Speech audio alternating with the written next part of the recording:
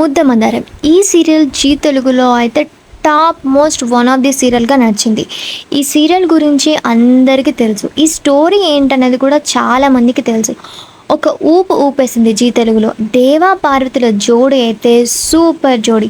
వీళ్ళ జోడిని చూసి అందరూ తెగ కుళ్ళుకునే వాళ్ళు, అలాగే చాలామంది అభిమానులు అయితే అయ్యారు వీళ్ళ యాక్టింగ్కి, వీళ్ళ జోడికి.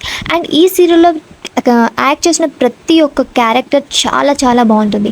మహి కానీ, శాండీ కానీ, చీపురు ఆంటీ కానీ, ఘట్టమనేని అఖిలాండేశ్వరి కానీ, అలాగే సునంద ఈ సీరియల్లో విలన్గా అయితే అసలు చింపేసింది, మనకి తెలుసు ఆల్రెడీ. కానీ ఈ సీరియల్లో అయితే మనకి కొన్ని మార్పులు అయితే జరిగాయి. స్టోరీ అయితే మధ్యలో మారిపోయింది. అదేంటో ఇప్పుడు మనం చూద్దాము. ముద్దమందరం సీరియల్ ఫస్ట్ నుంచి ఫాలో అయిన వాళ్ళకైతే తెలుస్తుంది ఈ సీరియల్ ఏంటి అని. ముద్దమందరం సీరియల్లో దేవపార్వతులు రహస్యంగా పెళ్లి చేసుకుంటారు, ప్రేమించుకుంటారు. సో పెళ్లి చేసుకున్న తర్వాతకి కొన్ని ప్రాబ్లమ్స్ అయితే ఫేస్ చేస్తారు. అలాగే అఖిలాండేశ్వరి కూడా సునందతోటి రాజవంశస్థులుగా ఒక కత్తితోటి అయితే సునందకి పెళ్లి చేస్తుంది. సో పెళ్లి చేసినంత వరకు బాగానే ఉంటుంది. ఆ తర్వాత సునంద వల్ల చాలా ప్రాబ్లమ్స్ అయితే వస్తాయి. అఖిలాండేశ్వరి కూడా డబల్ రోల్లో యాక్ట్ చేసింది. సో యాక్ట్ చేసిన తర్వాత కూడా మళ్ళీ పార్వతి గతం మర్చిపోవడము, మళ్ళీ పార్వతి దగ్గర దేవ ఒక అసిస్టెంట్ లాగా వర్క్ చేయడము, ఆ తర్వాత వీళ్ళిద్దరు మళ్ళీ లవ్ చేసుకోవడము, అలాగే పార్వతికి దేవకి పుట్టిన బాబుని కూడా వీళ్ళే చూసుకున్నారు. సో అంత బాగుంది అని అనుకున్న టైంలోనే వీళ్ళకి ఒక యాక్సిడెంట్ అవుతుంది. ఆ యాక్సిడెంట్లో దేవపార్వతులు చనిపోతారు.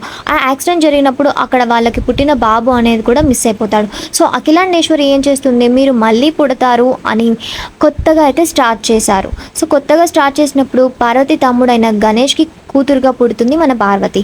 సో వీళ్ళది సెకండ్ ఇన్నింగ్స్ స్టార్ట్ అయింది. సో సెకండ్ ఇన్నింగ్స్ స్టార్ట్ అయ్యాక అఖిలాండేశ్వరి వీళ్ళ కోసం వెయిట్ చేస్తూ, అలాగే ఇందులో శ్రీ సత్య యాక్ట్ చేసింది సో సెకండ్ విలన్గా సెకండ్ ఇన్నింగ్స్లో. సో ఆ తర్వాత వీళ్ళిద్దరూ కలుసుకోవడము, పెళ్లి చేసుకోవడం అయితే మనకి తెలిసిపోతుంది. సో ఇప్పుడు ఏంటి స్టోరీ అని అంటే, జగదాత్రిలోకి మళ్ళీ అఖిలాండేశ్వరిగా రాబోతున్నారు. సో వీళ్ళు చనిపోయిన క్యారెక్టర్స్ మళ్ళీ జగదాత్రి సీరియల్లోకి ఎలా తీసుకొస్తారు, ఈ సీరియల్కి ఉన్న ఫ్యాన్స్కి అయితే ఈ డౌట్ వచ్చింది. సో మీరేమనుకుంటున్నారు, జగదాత్రి సీరియల్లోకి వీళ్ళు రావడం ఏంటి, జగదాత్రి సీరియల్లో స్టోరీస్ ఏం లేక వీళ్ళ ఫ్యామిలీని అయితే తీసుకొస్తున్నారా మళ్ళీ ఒక రేటింగ్ పెంచుకోవడానికి అనేసి కొంతమందికి అయితే డౌట్స్ వస్తుంది.